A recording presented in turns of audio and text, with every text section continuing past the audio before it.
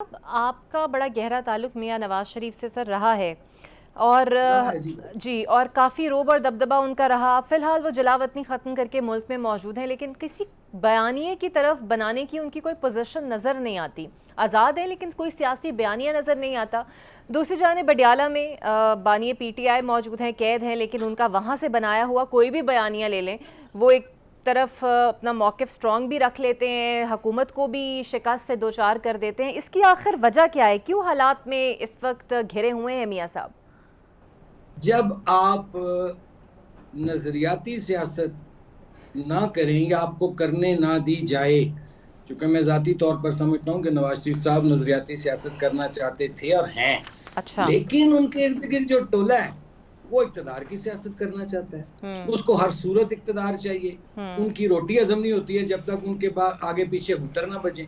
तो कहने का मतलब ये है। दूसरी बात बीबी ये है मोहतरमा, के देखिए बयानिए हमेशा अपोजिशन के पास होते हैं। जब नवाज शरीफ साहब के पास वोट को इज्जत दो का बयानिया था, तो उनकी पॉपुलैरिटी का ग्राफ कहाँ था? और जब उन्होंने कॉम्प्रोमाइज किया तो फिर ये इलेक्शनों में देखिए क्या हाल हुआ कि सिंपल मेजोरिटी तक नहीं मिल सकी।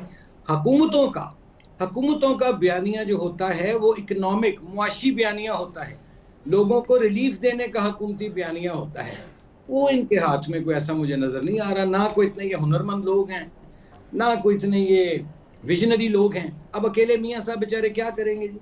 बिल्कुल जब ही सही। Is surrounded by political toddlers और उनके गिर्द इनएक्सपीरियंस्ड इनकॉम्पिटेंट लोग हैं, जो जिनको जुमा 8 दिन नहीं हुए सियासत में आए, तो फिर वो ऐसा ही होता है। फिर हाल जो हो रहा है जी।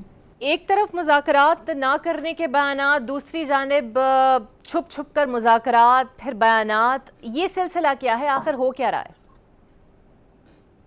ये खौफ है। ये खौफ है चूंकि नजर आ रहा है कि ये जो बोझ है इस हुकूमत का, वो ज्यादा देर तक जो जिन्होंने बोझ उठाया हुआ है वो उठा नहीं सकेंगे। हाँ। इसलिए ये आने वाला खौफ है जो मजबूर कर रहा है कि चलो जी अब फलां से भी बात कर लो, फलां से भी बात कर लो।